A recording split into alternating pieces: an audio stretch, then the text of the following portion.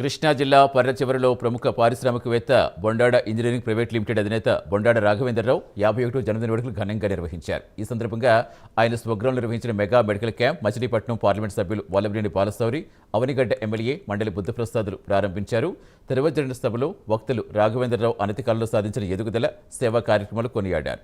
ఈ సందర్భంగా ఏర్పాటు చేసిన మెగా మెడికల్ క్యాంపులో సుమారుగా 1500 మందికి పైగా గ్రామస్తులు వైద్య సేవలు పొందారు. ఆధునిక వైద్య పరికరాలు, నిపుణులైన డాక్టర్స్తో జరిగిన ఈ శిబిరం గ్రామస్తులను ఆకట్టుకుంది. ఈ కార్యక్రమంలో జనసేన నాయకులు Bandi Ramakrishna, Agnikula Kshatriya development corporation chairman Chilakalapudi Paparao, Bondada group సభ్యులు, గ్రామస్తులు పెద్ద ఎత్తున పాల్గొన్నారు.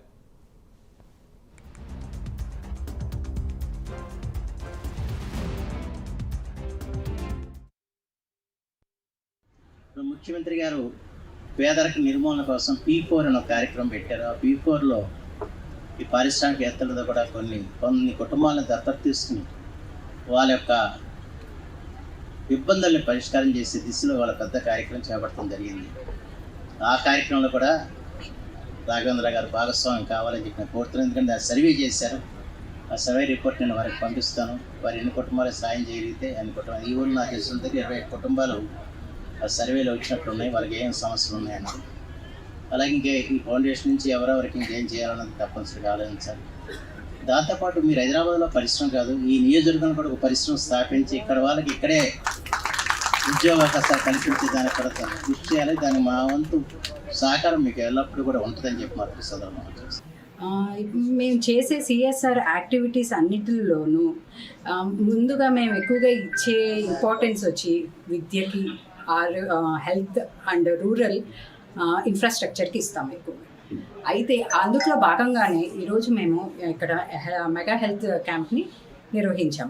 ఇక్కడ అందరికీ ఉచితంగా అనేక బేసిక్ టెస్ట్స్ అండి, అవి షుగర్ టెస్ట్, హెల్త్, హార్ట్కి సంబంధించినవి కానివ్వండి, మూత్రపిండాలకు కానివ్వండి, ఇంకా కిడ్నీస్కి కానీ ఏవైనా ఉన్నాయండి. వాటితో పాటు మన ఆంధ్రప్రదేశ్ ప్రభుత్వం వాళ్ళు ఒక క్యాన్సర్ స్క్రీనింగ్ వెహికల్ని పంపించారండి.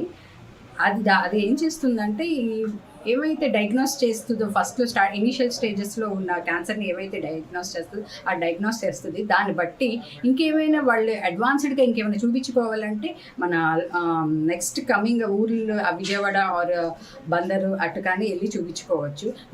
మా మెయిన్ ఎజెండా వచ్చి గ్రామీణ మౌలిక సదుపాయాలు ఉండాలి.